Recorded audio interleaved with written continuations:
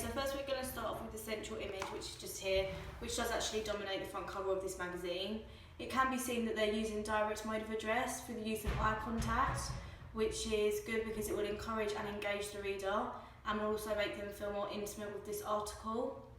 Then if we move on to the masthead, which is just behind, as it can be seen, it is actually being covered by the central image, which suggests to the reader that they are quite an established and well-known magazine brand, because they don't need to have their masthead really in your face, because you should be able to know what the brand of the magazine is. Then typography used, it's actually quite varied. For example, this part is capitalised, which is actually the feature article. However, this bit isn't, and this suggests that this feature article is obviously the most important and what should be paid most attention to, whereas, for example, the ones at the bottom aren't as important. The colour palette used, they're quite bright colours, for example the pinks and the blues, but they could also, it could be argued that it's more feminine colours rather than masculine, and this actually does go against the codes and conventions of a typical magazine, a rock magazine, because they're not using dark colours, for example blacks and greys, which would usually be used. This links back into the genre and the target audience that this magazine is trying to aim towards, which I would say is quite a young audience due to the creative sort of scrapbook-like look on the front of this magazine. Then if you look, there are actually some pugs here.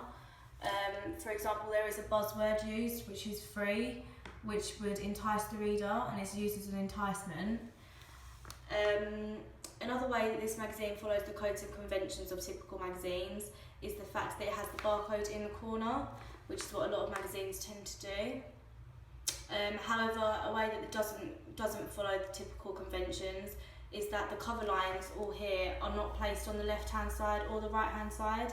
They're actually placed in the bottom third, and this could be another example of how the genre of this magazine is quite creative and different to the other magazines on the market.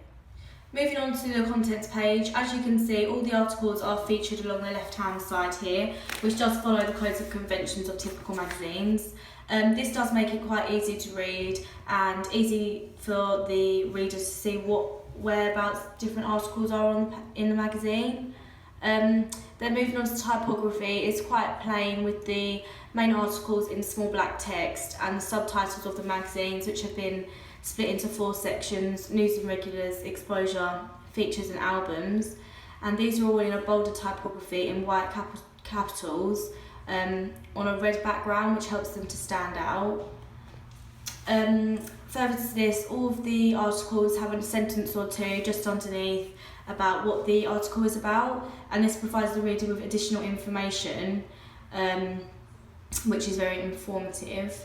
And then if you move on to the photos, to the images which are on the right hand side, there are 3, and the first one here, the colours used are quite dark in this one, which adheres to the conventions of a typical rock genre magazine, which this would appeal to fans of this sort of genre of music. And then moving down to the second image, it's more of a simpler image. The colours are still quite dark, you could say, apart from the yellow, but this wouldn't really appeal to the rock genre because it's not a typical sort of rock style image. And then moving on to the final image is the complete opposite. It contains very pastel colours, for example blue, purple and pink. So yeah, again, not really relating back to the rock theme. And the reason this magazine has used this variety of images is so that it appeals maybe to a wider audience, not just the rock fans. And this is good because it means they will be getting more readers in general and just appealing to a wider audience. Okay, so next we have the double page spread, which was actually featured in the contents magazine, in the contents page. As it can be seen, the colour palette used here is quite pastel-y, quite friendly, with blue, yellow, red and purple. Again, appealing to the younger audience, and it's quite creative, like the front cover. Then if you look at the central image, again, 2 of the members are using direct mode of address, encouraging the reader and engaging them by using their eye contact. If you then talk about the headline, Sweetness and Light, does actually hold quite positive connotations, which is good because it's going to make the reader want to see what this article is about and how this does actually relate to the text. Then if you look, there are some cover lines which are actually quotes, for example this one, and this one's just more information about the text.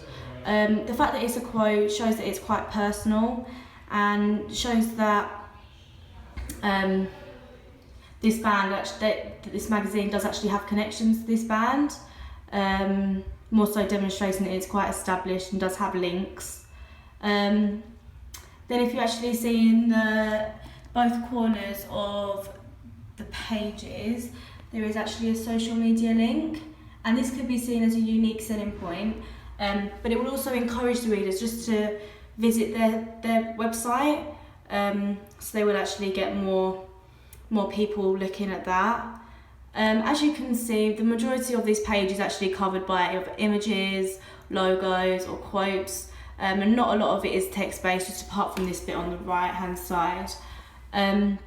This is good just because it shows that not all the pages are just covered in text, which could appear as quite boring, but yeah, it's just quite visually appealing to the reader, which is what this magazine is aiming to do, as it is aimed at a younger and probably teenage audience.